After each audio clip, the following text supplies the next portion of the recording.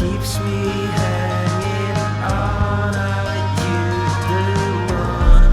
Are you the one? Or is it all gone? Are you the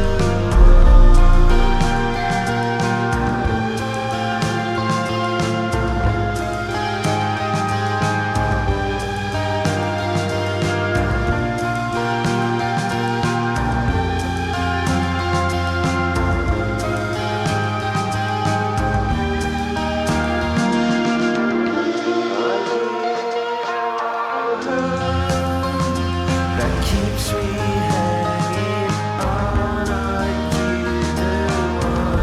Are you the one? Or is it all gone? Are you the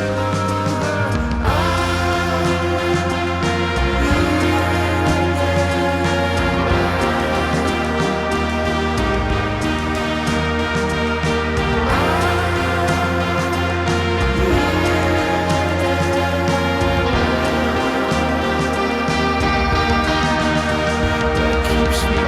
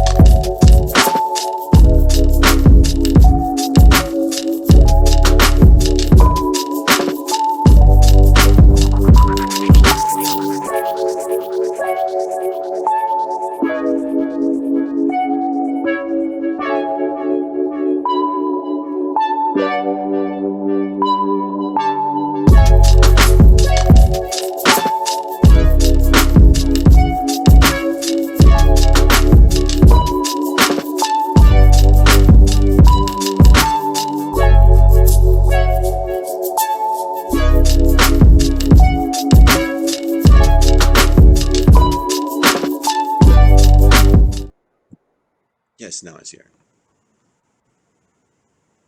Hi, welcome to Hi. Copenhagen Fashion Week Q&A. I'm Kati Chitrakorn, Retail and Marketing Editor at Vogue Business. I'm dialing in from London, and joining me is Jessie Hewling from Whyred. Hi, Jessie. Hi, Katie. How are you? I'm good. How are you? I'm very good. It was very fun seeing the movie go live and watching it a few times. So we're very happy. Yes, very exciting. Gave us enough time to really absorb everything.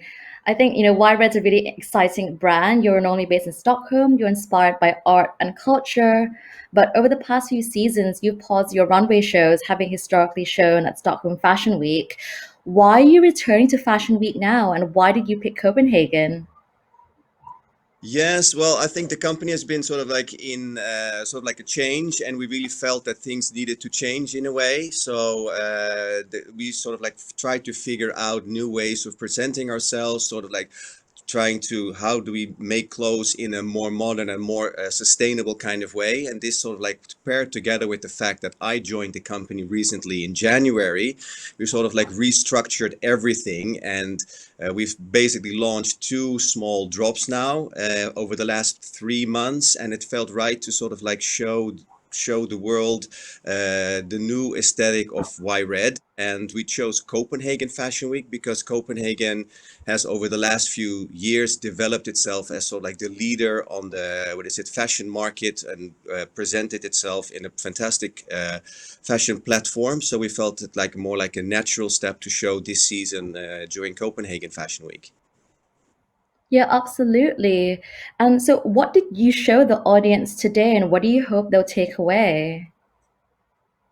Well, we had a few discussions of what we're going to do with our time, and we've been sort of like going back and forth with ideas. But for me, the most important thing was, because we don't really show in season anymore, we sort of show basically what's in store at the moment. I really felt that I wanted to also showcase the new DNA of Whyred, what I'm trying to tell with the clothes that we make. So we felt that I wanted to make sort of like a combination between a music video slash trailer of the DNA of the new Whyred.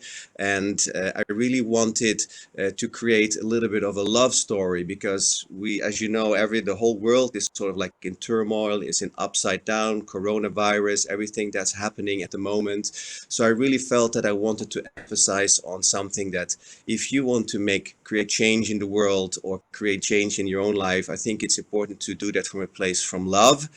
So I really wanted to create a little bit of a Scandinavian love story that was based in the Swedish Stockholm archipelago. And I hope that movie sort of like translated that, and that the audience captured that emotion from that. Mm-hmm. And you also mentioned that you no longer show it in season. Like, why did you decide that? What does the future of fashion look like for you?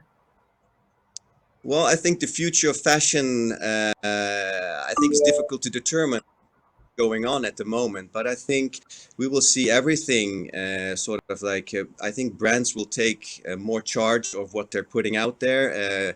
I think for us it was very important to step away from the traditional fashion calendar, because we felt that things were so high paced and so unsustainable in a way, just producing new stuff all the time without ever really having the chance to dive deep into the product and to put love back into the product. So we felt that we wanted to slow things down, take back control, say no to sort of like the whole wholesale business that in itself became very unsustainable. We wanted to get more control over a product, spend more time and put more love into the actual products that we make, and basically have a more direct contact to the consumers, basically. So that's why we opted to show not in season anymore, but to sort of like drop out 6 smaller collections every other month.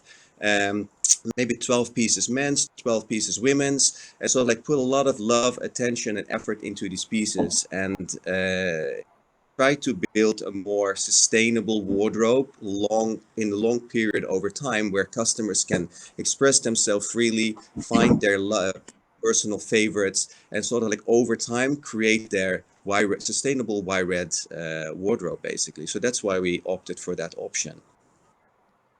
Well, thank you, Jesse. That was really great to speak, and thank you for tuning into our Q&A. Thank you so much, Katie.